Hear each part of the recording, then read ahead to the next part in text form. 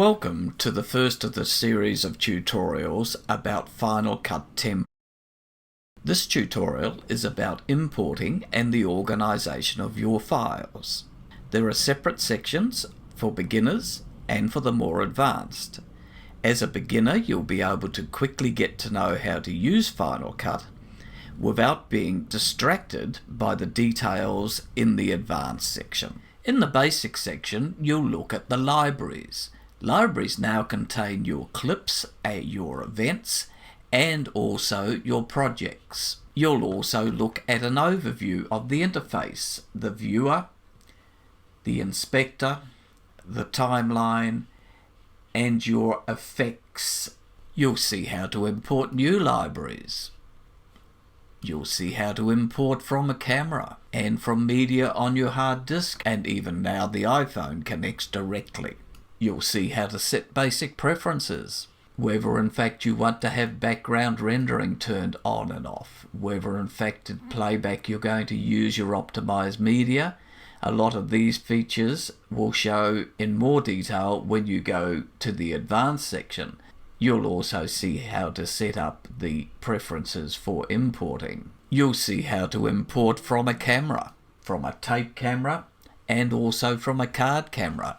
Cameras would be attached under your devices. You'll also see how to import from a file on your computer, so you have access to all of the files on the computer, and you could even put favorite locations in here so that you don't have to dig deep into your Finder locations to find files. You'll see how to access the timeline index.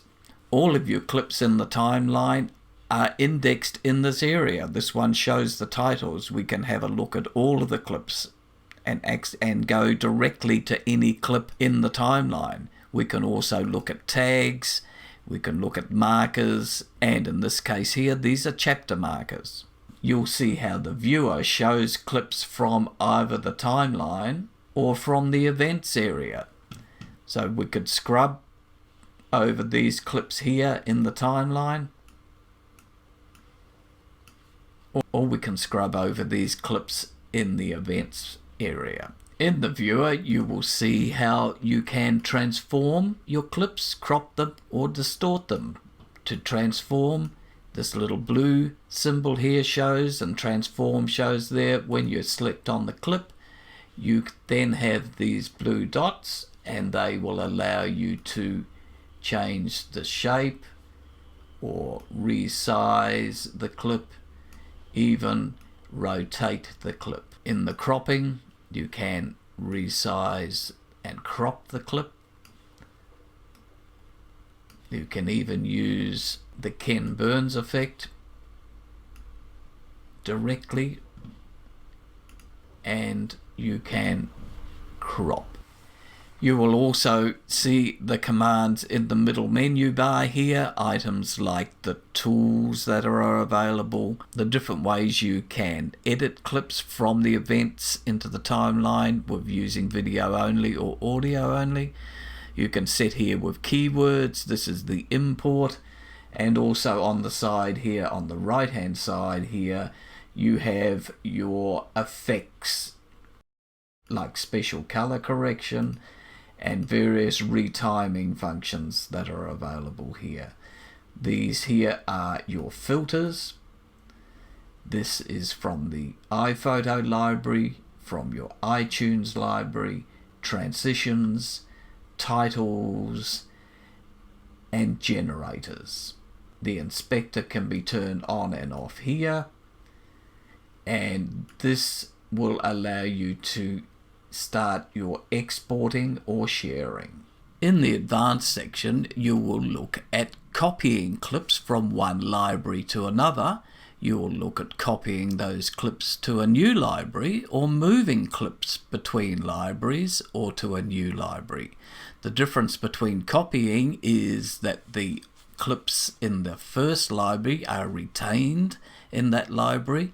If you move a clip to a new library, then the clips in the old library are deleted. You'll also look at updating projects and events, as this version of Final Cut 10.1 now introduces libraries. The previous versions of Final Cut 10 had separate events and projects, and so that those previous formats will need to be updated to suit the new library procedure. You will also look at the metadata information available in clips underneath the info window. In the inspector, you can select a number of different ways of looking at this, and the whole metadata will show, including things like whether the original media is being used or optimized, or whether proxy has been created. You can generate a proxy from this location. You can also name your camera here. You can apply separate names to the clips tied in with selecting metadata. If you go to a project, then you can modify the settings to that project in the info window in the inspector. So if we select modify settings here, currently this is 720p, we can change that to any other format, and we can also change the render format. When you're looking at clips and projects in the event library, then you can change the way you view these. You can have them looking at thumbnails here. These thumbnails at the moment are showing as all, so that the whole clip is showing as one thumbnail. You can look at those individual thumbnails in more detail every minute, rather than the whole clip showing as one. And we can take this down to a half a second view of a clip. Personally, I prefer to stay on the all.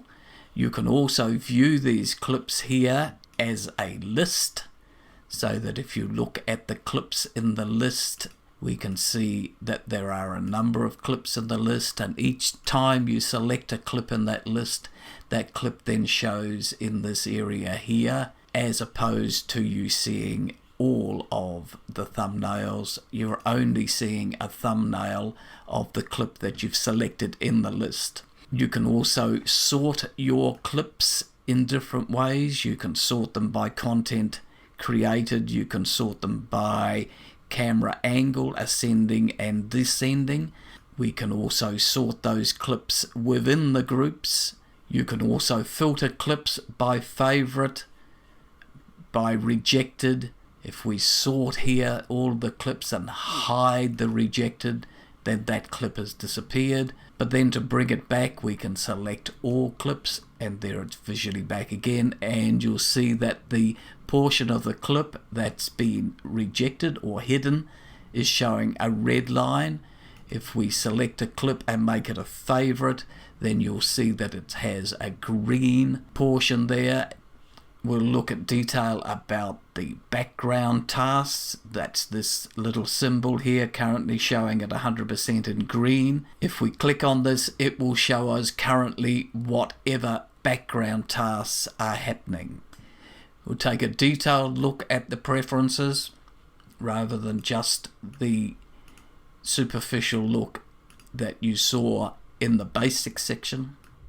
Even though camera footage is transcoded by Final Cut when you ask for it, we will look at why and how to transcode before import by using MPEG stream clip from Squared 5, and we will import that into Final Cut. We'll also look at how to move a project from Final Cut Pro 7 into a Final Cut Pro 10 project.